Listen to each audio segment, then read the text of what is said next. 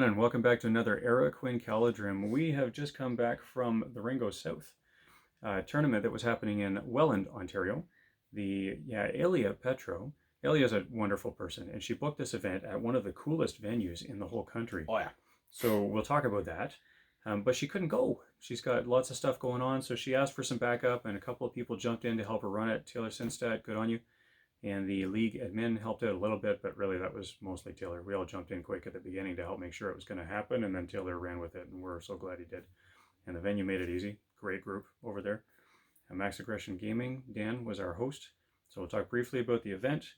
We'll talk about how we did, about what we learned, and we'll talk about a couple things that are coming up. Yeah. So thanks so much for watching. All right, where do you want to start? Venue. Venue. Wow. What do you like about the venue? Well, first off, Miniwargaming. They have a YouTube channel. I've watched a ton of their videos. Miniwargaming bunker. We actually went into the bunker, and the tournament was held in the bunker. It was awesome. Very cool space. We'll show some pictures. Oh, yeah, they got a great space. So much room. One of the small things to note, but there was actually quite a bit of room in between the table rows. Which there meant were actually aisles. Yeah, which meant you actually had room to move around, and you weren't just always hitting the guy behind you. Well, especially, say, between games. If your game finishes sooner than the last guy and you want to get out and get some food, there wasn't a ton of space, but you could get through. It was good.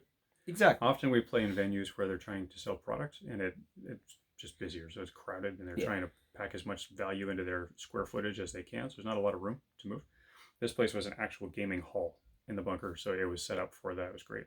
And they had great decor. They had a ton of terrain. They had an ammo room, which was their terrain room. It was cool. We didn't get the tour. I would love to go back and do a tour. They have something like 6 hotel rooms where they've got themed rooms, Sigmar themed, Orc themed, all kinds of fun things. So we're going to go see that again someday. Hopefully Alia will be able to book that place again for next year. So thanks again for booking that, Alia.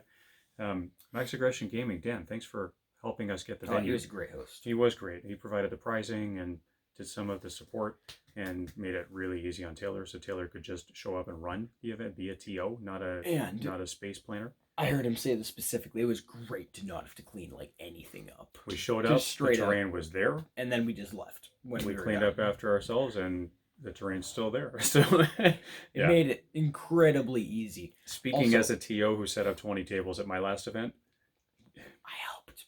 Oh, he was a big help, but we didn't do any of that. It was great. So, what'd you take? The app also. We can talk about the app. Torn.e, same app that they use at Articon. What'd you think? Did you see it? Yeah. Used it a little? Yeah, absolutely. I used it a little. So they made it very easy. Everything was electronic. Round pairings, matches, scenario, everything. Your opponent. All you need is a device. And it will tell you literally everything. Like, you get a notification of who you're playing, what table you're on, and what the scenario is. And the TO doesn't even have to make an announcement. Like, they still make an announcement. And when you're done, game clock is in the app, tells you when you're done. Exactly. And then you put your points into the app. Your opponent puts the points into the app. It's supposed to match. If it doesn't match, the TO calls you over to talk and figure out why they don't match, which is a great thing. That's good. Yep. So he usually called us over anyway, because half of us were incompetent. We didn't know what we were doing. But we figured it out. First time using it, worked well. Yep. Key things we saw at the event. I saw a ton of new faces. It was fantastic. Really, really good attendance of new people, or newer back into the hobby. Some of them were Hobbiteers years ago and used to play. Or a few editions behind. Yep. Lord of the Rings, when it was the Lord of the Rings edition 10 plus years ago. They saw a bit of Hobbit stuff, but not really. And yeah, they're back from Middle Earth. Picked it up fast. Seemed to have a lot of fun. Guy who got second place was new. It was his first game. Yeah, his first game was at this event. This event, in terms of like who seemed to actually be playing well, it was like flipped.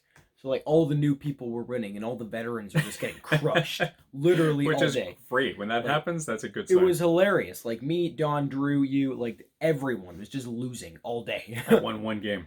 One. I won one too, but yeah, that's a fun story. Anyway. So, how'd we do? What did we learn? Maybe what did we learn first? Let's back up. Our league is trying something a little bit different. We've got 80-point events and 100-point events. Yep. The points, the 80 and 100 points, nothing to do with the way the SBG point match games are set up. Yeah. That's points for the league. And those points, what they mean is a 100-point event is a competitive tier event, which is why it's worth more towards final league score, because you're trying to be competitive for league generalship and get a big score at the end of the year. There are other things that our league awards at the end of the year, though. Not all of them are generalship. We also have craftsmanship awards and sportsmanship awards and other things that we want to celebrate as a league. So an 80-point event, biases towards those things. Yeah. Or at least that's the intent. We've struggled with that as a league. So for the past couple years, it's just been 100-point event, but worth less league points. It's still been a completely competitive event and everything like that. If you win all 4 games, you win the tournament. It was that simple. This event was one of the few, I think we've had only like 2 so far, besides this one, where you actually get tournament points for hobby-related stuff. Yeah. So say you get Best Painted, that's 3 tournament points, which is the equivalent of a win. Right. So the person who wins the tournament doesn't necessarily have to win all their games. In fact, they could lose all their games and still theoretically somehow come out on top. Well, maybe not on top, but they could do reasonably well. If they're a craftsman who's done good things on hobby stuff, not necessarily a general who wins their games. Exactly. So we talked about this in July at our member meeting, our league member meeting, Yep. and got feedback from the members, and they were really supportive of this and sort of encouraged this thinking.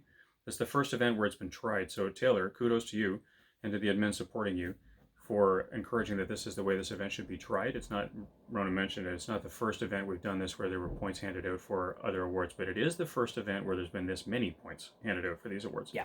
There has been an event in the past where there was 1 point for a best painted and 3 points for winning a game, or 4 points for winning a game, something like that. Yeah. This time it was equal. The points for the best painted were equal to winning a game, and it was a 3-game event. So that mattered. It really mattered. And there were 4 hobby-related prizes? 3. There was best painted, best display, and best theme. And they had a judge. Nope. No, wooden spoon is what you're thinking of. Okay. They had a judge for the best best painted, which was our host, Dan, from Max Aggression Gaming. Because he paints like a genius, and he was a great judge for that. Yeah, he was painting literally all day. While we were all just gaming, he beautiful was sitting stuff. at a table watching us and painting stuff. We're like, whoa. Totally unrelated army. We told him he should play, but he needed to run the store, so he painted, and then he would go check on the store, and he'd paint. And anyway, so he was our judge. The TO, Taylor, judged the best terrain piece for the best display. And as peers, we all voted for best theme. Which is tricky in the new edition, because if you don't play theme, you're kind of screwed for your army bonus. Well, but there were a few themey armies that we saw there. Yeah, absolutely. We both tried to take a themey army, and our friend Kyle, who drove with us, was themey. Someone try to argue my army was not themey. There were many themey armies there. Oh, yes. But they were not all considered equal by those voting. Exactly. Pure vote. So it was interesting. So I would say actually all of the armies were relatively themey, which was good because it was a themey event. It was a hobby event, so that's what we wanted to see. Except for one. There was one army which was not themey at all. Was that a competitive player or just... No, it was a new player, like one of their first events, which I do not understand how they possibly came up with this list. Actually, never mind. I know exactly how they came up with the list. They took Goblin Town in a Shade. I wonder who inspired them to take that. But yes, they took Goblin Town in a Shade, and I was like, ooh, I know that army. That's disgusting. Yeah. Didn't do overly well. No, that's just because he doesn't know how to play. You cannot lose with that army if you play it. Don't pick on the guy. He's learning. Sorry. Nice. He's learning. You were learning. It's a disgusting army. You were learning. You have lost with Goblin Town in a Shade. It's possible. Nah. I beat him with Goblin Town in a Shade. It is possible. Barely. One more turn. Okay, we played the... No, we played... Okay. Back to this event. No, I need to justify myself now. The turn after... Watch the video in our other playlist about armies where he talks about how to play Goblin Town. Okay, no. And you'll understand everything he's saying here. Hold up. He beat me by like literally 1 tournament point. We played the turn after. I would have killed his Shade, Birder, and broken him. I don't even remember what army. We played one more turn. All right. I would have quartered you in that next turn. Anyhow, sir. Focus. I played the clock too. I outplayed him. I won. Anyway. Whoa. You got lucky. We have lots of little things that happened at this tournament that we liked. It was really good. Really well run. And the players enjoyed themselves. We heard a lot of laughing. All the new players felt right at home. Most of them walked away with prizes, which was great too. So kudos to Taylor as well. They picked prizes such that 2/3 of those present got a prize. And because it was a hobby event, it was all random raffle pricing. So we all had tickets for the raffle. Wooden Spoon got 2 tickets, so he won. And everybody else who was there had tickets, and we all were reasonably even in the raffle. I can't remember, did anybody get an extra ticket besides Wooden Spoon? No, it's just Wooden Spoon. So we were all pretty even in the raffle. Even if you won the event, even if you had best painted, that was your reward, as the pat on the back for having a best painted. So then we all went into the raffle, and a bunch of people walked home. The reward was tournament points as opposed to tickets. That's right. So that's a different approach. So instead of getting a prize necessarily, you just go up in the ranks. So out of the overall event, I saw a couple of Morias. I saw a couple of Goblin Towns. We saw 1 goblin town, 3 Morias. 2 of them had a Balrog. One of them was just I goblins. thought there were 2 goblin towns. But No, there's just 1 goblin town. Lots of goblins, though. There was... Moria goblins. Oh, no, there were 2 goblin towns. One of the dudes just kept packing up his stuff after every single game. And then you bring it back out again. Yeah, then you bring it out, which is You took tedious. the Fellowship? I took the Fellowship. Took the Fellowship. And Kyle, who went with us, took all scouts. He took the M on hand. Themed that was cool. Scout list. So it was Lurtz, Maher. Words. Yep. Lurtz, Vrasku, Ugluk, and Maher leading 35 scouts. A ton of scouts. 35 It scouts. was the M on hand Isengard scout band. Oh, that was after the Fellowship. So we all took stuff right around that scene. And then I took Moria from Belen's Tomb. So he took Balrog. They have a cave troll. 15 goblins. With a spear. I never play him with a spear. So, yeah, Balrog, took him with a 15 spear, goblins, took cave a drum. troll, and drum. Yeah. Took a Balrog because it was fun. Had to try that. The drum was weird for me. I wanted to try the drum. So theme event, good time to try that. So we took that stuff. stuff. Like an 18-inch banner and a whole board -1 courage for your opponent, +1 for you? It's funny, yeah, because it's kind of redundant to the Balrog, and it's going to be close to the goblins. So it's a banner for the goblins within 18 inches. It's +1 courage on them, but if you have a Balrog, they're all fearless anyway. Yep. And it's -1 courage to your opponent, but it doesn't stack. If you have a Balrog, they have -1 courage anyway. So it's redundant. It was a bit of a point sink, to be honest. So if you're just taking a horde of goblins, you should take, i.e., Simon, take a drum. So if I had dropped the drum and taken more goblins instead, that would have probably served my army better. The drum was what, 75 points? Yeah. But theme event, I'm going theming. Took a drum. And it was fun. And it made a banner, so it was useful at least. It's not as useful as the 75 points would have been, but anyway. It was actually so what did I learn? Don't take a drum with a Balrog. That's a waste of points. But it was fun. If the drum counted as a banner for victory points, it'd be worth it. That's true. Because goblins don't actually have a banner. I had some funny moments too, carrying the drum up and down a cliff and stuff. It was weird. Taking a climb test with a heavy object is kind of funny. So they both have to pass their climb test or the drum stays down. Interesting. It's kind of fun. Actually, I don't know if that's even true. I'll have to check that in the rules. Because as a heavy object, it would just take, you'd only get half your move, which would have been enough for the climb test. So it still could have gone up with just one of them. How much do we care? I'll look it up later. Is doubled when climbing rough terrain, and all climbing counts as rough terrain. So, whatever. Moving on. That's irrelevant. Moria weirdness. Yeah. Yes. How often is that going to matter? Goblins climb like this. Spiders are even worse. Yeah, so, goblins are like the exact same as spiders. One of these days, what we'll do actually is we'll do it. We've got an army review coming up that we're going to do on Moria. We'll talk about Monster Moria versus Goblin Moria versus Spider Moria because they're different. They're all the same faction, entirely separate armies. But you play them very differently. Yeah, and I have played all of them, so it's kind of funny. We'll do a review on that. So I learned that the drum is really kind of not worth it. Yeah. It was fun though. What did you learn? I learned the Fellowship sucks. We've seen the Fellowship win events. I've played the Fellowship before.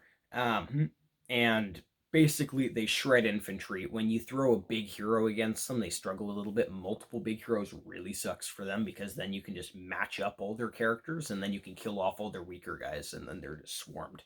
So basically it's Boromir, Legolas, Gimli, and Aragorn versus whatever you throw against them, and then it's the hobbits that just die. You had all 4 hobbits? Yeah, all 4 hobbits. It was the army. It was the Fellowship that came out of Moria. So Gandalf is dead. Aragorn lost his bow because it just vanished for whatever reason after that one scene. He doesn't have Anduril just because he didn't have Anduril. No one has armor because no one had any armor. No elven cloaks because no one had any elven cloaks. Boromir has a shield because he always had a shield. Probably the cheapest way. Well, it's 600-point event. So pack 600 points worth of the Fellowship. You don't get a lot of gear. Exactly. You literally get, what is it? You get what would make sense if they were running for their lives out of Moria. Moria. There it is. Frodo has Sting in the Mithril coat. Boromir has a shield. That's it. But that's it. That's it. Yeah. Because they're running for their lives out of Moria. They have no gear. Exactly. So, yeah. But interesting play. And so that is not how you would normally play the carries the Fellowship. Like, he is scary. The free heroic combat rule they added in the new edition is great. It means if you pair him up with one of the big fighters, you can just... When does he get this rule? When Frodo is alive, Sam gets a free heroic combat if Frodo's in a combat. But what it means is you don't care about Sam. He's just paired up with a big hero, so the big hero gets a free heroic combat, like Gimli. Pair him with Gimli, you pair Aragorn and any other big guy together, you get 2 free heroic combats a turn, plus whatever might you want to spend. Which means you can just rip damage through output. infantry. Significant damage output. And Merry and Pippin. I'm sorry, Just, Merry and they Pippin. hide. No, they don't hide. The way stones. I summarize their usefulness, they run around in circles until I have that one turn where I need to cover my flank, and they are sacrifices. They are literally one turn of tying up a flank. That is all they are there for. And then they die. And then I'm 2 models down. But you won 1 of 3 games, right? I won 1 of 3, and it was against Isengard. There you go. Because Isengard can't counter big heroes. Not yet. We'll see what the new book does. Should we shift to... Oh, no, we got to talk about who won and how the event went. And then we'll shift and talk about a couple of upcoming things. All right, so who won? Third place to was first. JJ? Okay, third place was JJ. He took Lothlorien. Well done. Very themey. He's always themey. It was pure Lothlorien, all warriors. It was Galadriel and Celeborn. I was going to say, who were his leaders? That was it. Just Galadriel and Celeborn. Did he have with a bunch of warriors. I didn't have points for it. Okay. 600 points. 600 points. 2 heroes big that are heroes over with big 100. That's all you've got. So anyway, he had them, and then second place was Ben. How do you pronounce his last name? Wolstenholme. I think. And his army was hilarious. His army was an Iron Hills chariot, Dane, and like 8 goat riders or something like that. So it was like nothing, but it was just like raw killing power. And chariot just the way he described his strategy was the chariot kills everything. Like it was ridiculous how much that chariot could kill. Yep. Actually. Interesting. Scary. Interesting. I've never seen anyone play a chariot effectively. I wouldn't either. Ben played his first game in years and years and years at this event. So I don't know if we were playing a competitive event, not a theme event. I don't know if he would have struggled more. He actually won. I think it was all 3 of his games or something like that. He was the only person to do that. Yes, he did win all 3 of his games. First place had other wins. That's why. First place only won 1 of their games, but that said person also won best painted, best display, and best theme. And you're looking at him. Each worth a game. So I got 4 wins, 3 hobby wins, and 1 game win. And I lost 2 games, and I won the event. So thanks, guys, for the theme vote. I really appreciated that. I don't know how you got that, but then again... Well, somebody spoke out loud and said, it's all ice. It was my Ice Moria. So I had ice theme, and it was a scene right out of the movie. And I took a troll with a spear. You never, ever do that. You give the troll a club. So maybe that helped. I don't know. And I took the drum. Nobody would ever take the drum. I took an army nobody should take. So it was completely ineffective. The Fellowship still can theoretically work. They'll lose all missions. But theoretically, they can work. That army just doesn't work. But it was fun. Honestly, I took it to have fun. I've never played my drum. I've had it in my box forever. So I'm going to play my drum. It's a themey thing to do. And then I need a cave troll. Yeah. They had a cave troll. So I'll take a cave troll. So it was just fun. And it paid off. So at this event, being a hobby event, the whole focus was on celebrating the hobby. Yep. So I like to think that I paint okay. I know there are a lot of people who paint better than me. I don't have time to put hours and hours into every model. So I'm a bit of a speed painter. And for a speed painter, I think I do well. But there's lots of guys in this league who really do humble me constantly. But at this event, we had a lot of new folks and a lot of folks whose armies weren't fully painted. So I think that's part of the reason my army stood out more. But that's a good sign on the event that really there were lots of folks who felt like they could come and just jump in the hobby and play with a half-painted army, and we were all glad to have them there, and they had some fun and made some laughs and got prizes, and it really was a great event for that. So that was good. And in terms of display boards, again, if you've got new guys just starting out with their armies, most of them haven't even thought about a display board yet. If they haven't painted their army, having a display board is just so there were 3 boards. 3 display boards. And they gave out tournament points for all 3 of them.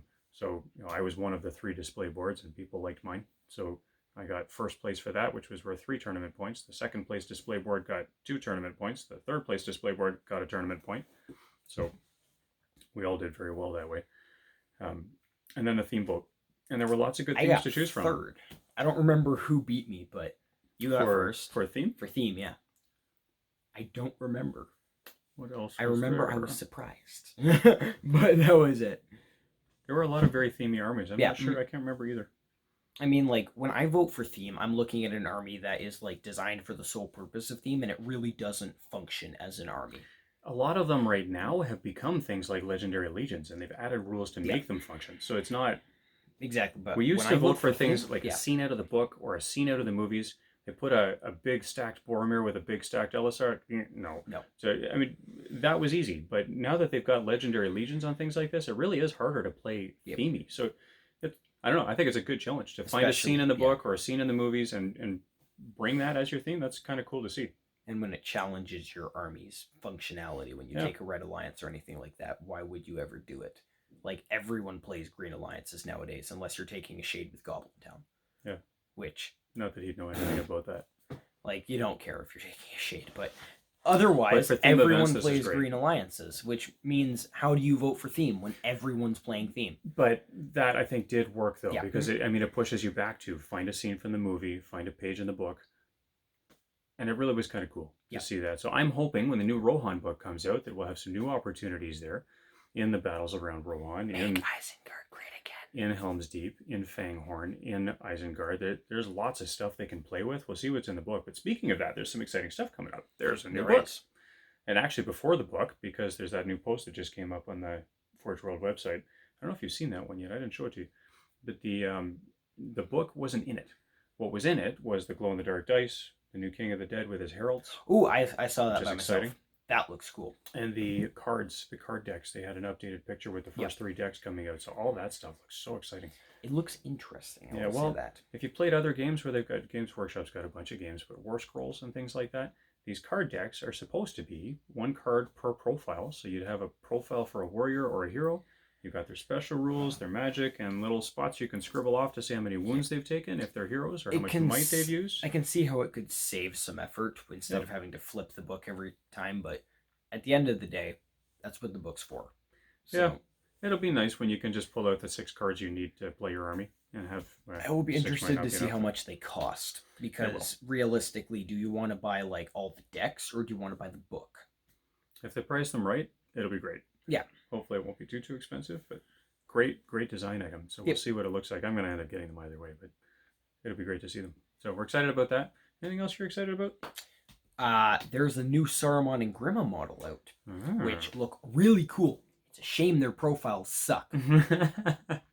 Not that he's bitter, but Isengard used to be his big army. 2 years ago. Yep. But I have a buddy, and Isengard is all he plays. So rest in peace for you, Kyle. Yes, Isengard took a beating. He beat me. That's the game that was one of the games that I lost. That was hilarious. His all-scout army trashed my army. Couldn't do anything to my Balrog. Go figure. It was into the trashed the rest of my army. So broke his 15 goblins, quartered his 15 goblins. There's the game. Yep. And my Balrog didn't have enough time to march around, and he probably would have won me the game if we'd had another hour, but it would have taken another hour. I'm just killing scouts every turn. And he could have run away, and he would have. So, all right. Anyway, so I think we're pretty much wrapped up. We've got 2 more events coming up. Really excited about that. I can't go to the next one, but he's going to go. Hopefully, Kyle can go. The Battle of 2 Armies, where we're going to finally, in Ontario, do the first event where you play a good and an evil army, and half your games are your good army. Which is interesting. It'll be a great thing to try. It forces us evil players to go out of our comfort zones and play something that you did play the Fellowship. He used to play Minas Tirith all the time, so you know how to play good. You just haven't played it for a while. So I prefer evil. Only because you've got a better record on evil. And they can shoot into combat. That does change the strategy a bit. One day, we'll talk about rules we would add. When we do our event, Council of the Wise, once a year coming up in the spring, we add an event-only special rule that good can also shoot into combat, but only under very special circumstances. They take a clear shot test. Roll a d6, and if you get a 6, that means you've got a clear shot and you can shoot. We should and if you don't have a clear shot, you can't shoot. So. And we should mention that this was not originally our idea. This was actually an idea made by Michael Campbell, I believe. And if he didn't make it, then he's the kind of smart guy who would find it somewhere, but I'm pretty sure he gets credit for that one. But yeah, we pirated that one from him. A very good idea. Anyway, discussion for another day. We've got a bunch of events coming up in Ontario where it's still about 1 event monthly. One thing that I thought was great this month is that we had 2 events, unfortunately the same weekend, but far enough apart that they drew different crowds. So OHA, glad that you guys had a great weekend. It looked like the pictures were fabulous, and it looks like people had a lot of fun. Our event was about 15 people. Not our event, the event we went to in Welland. It's a good 2.5, 3 hours away. And again, good 15 people strong. So nice to see that the crowds are growing. And the 15 people event we went to was missing a few people. So that was good. So we've got lots to look forward to in the coming months. Thanks so much for watching. Final comments for this one? I think that pretty much wraps up our discussion on the Ringo South. Okay. We will be back again in another week or so. We've got lots more stuff we're working on. Now that we're done our Monster Mash series, we have 3 or 4 things cooking in the oven, and we're going to show you something really soon. So we're excited about that. Thanks so much for watching. Please remember to like, share, and subscribe, and we will talk to you again soon. Michael Bannon.